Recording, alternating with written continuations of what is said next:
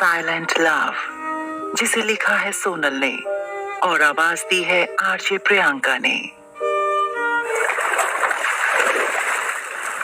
सुबह सुबह पानी मुंह पर फेंके जाने के साथ टिया की नींद खुली।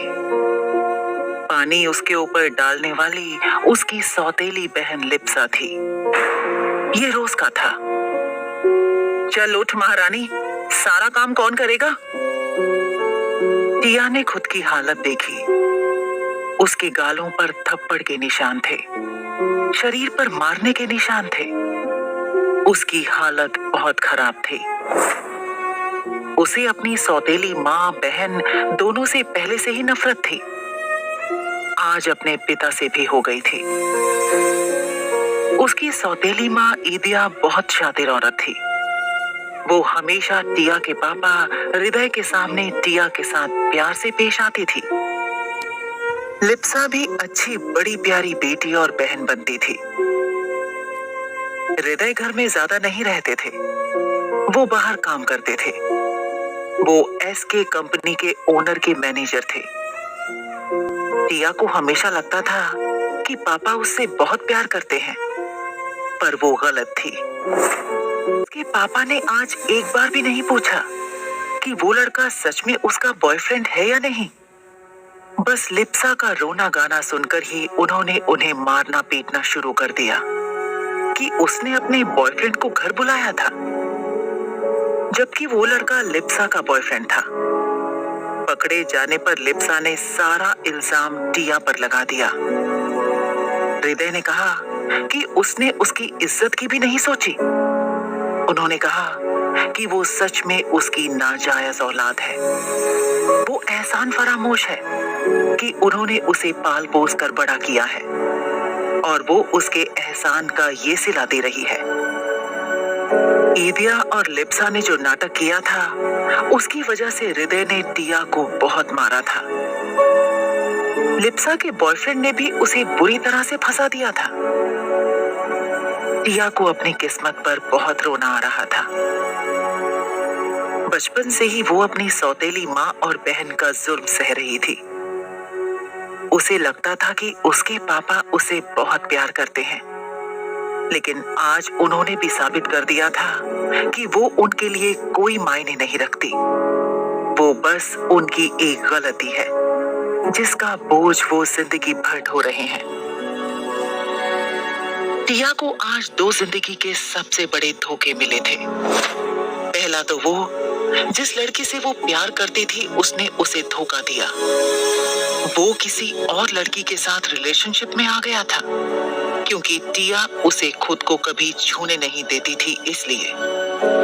और दूसरा धोखा उसके पापा से मिला था, जिन्होंने आज कह दिया था कि वो बस एक बोझ है। ये सब याद करके टिया रोने लगी। अब रोना बंद करो और सीधे काम पर लग जाओ, अगर और मार नहीं खानी है तो। ये लिप्सा ने कहा। मुझे बहुत भूख लगी है। अंदर आते हुए उसकी सौतेली माँ ने भी कहा। लगता है रात के मार खाने से पेट नहीं भरा है, और मार खानी है क्या? ये उसकी सौतेली माँ ने कहा। तो टिया रोने लगी। तो लिप्सा ने उसके बाल पकड़ लिए और बोली, अगर पापा को कुछ भी बताया ना तो तुझे घर से निकलवा दूंगी। बड़ी आई मेरे पर्सनल मामले में टांग अड़ाने वाली।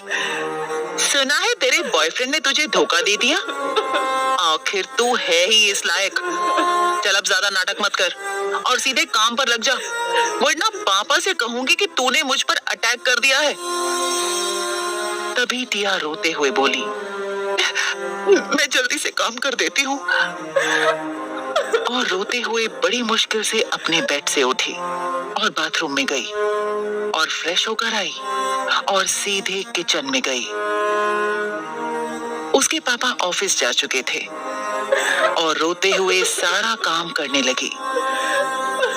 उसके पूरे शरीर में दर्द हो रहा था। उसका दिल कर रहा था कि वो सुसाइड कर ले, पर वो ऐसा नहीं कर सकती थी। उसे अपनी माँ का सपना पूरा करना था।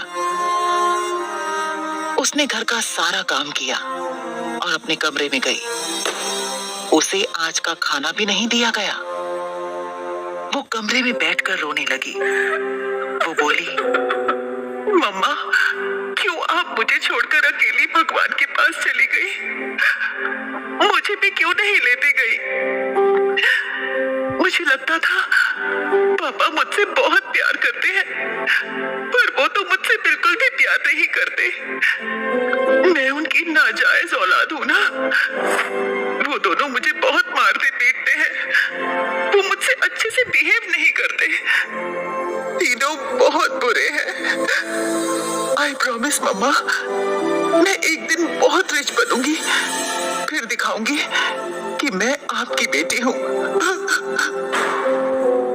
और ये कहकर टिया रोने लगी। टिया बहुत ही दुबली पतली थी, लेकिन भगवान ने उसे इतनी खूबसूरती दी थी कि कोई भी देखकर पागल हो जाता था। वो सच में बहुत खूबसूरत थी और वो अपने कॉलेज के सबसे हैंडसम हंक अव्यांश खन्ना की गर्लफ्रेंड थी। अव्यांश ने उसे गर्लफ्रेंड सिर्फ इसलिए बनाया था क्योंकि वो बस उसकी खूबसूरती देखकर उस पर फिदा हो गया था और उसके साथ टाइम पास करना चाहता था। पर टिया ने कभी भी उसे खुद को छूने तक नहीं दिया था।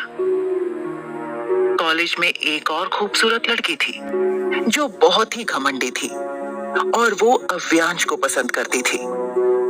उस लड़की का नाम साहना राय था। वो बहुत अमीर थी।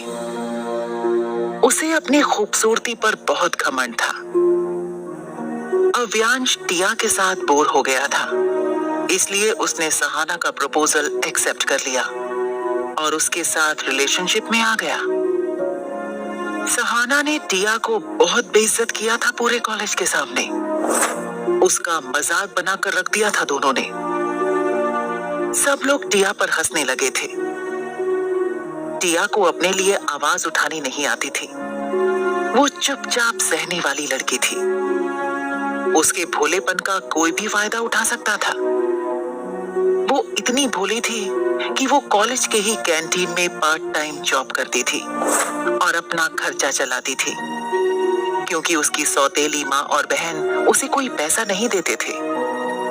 टिया जैसे तैसे करके अपने कॉलेज की फीस भरकर पढ़ाई कर रही थी। वो आर्ट्स की स्टूडेंट थी। उसने 1 साल गैप भी किया था। पैसों की कमी की वजह से वो इस साल सेकेंड ईयर में थी। वो टॉपर थी, इसलिए उसे स्कॉलरशिप मिलती थी। रात को एक नाइट क्लब बार में लिप्सा अपने दोस्तों के साथ पार्टी कर रही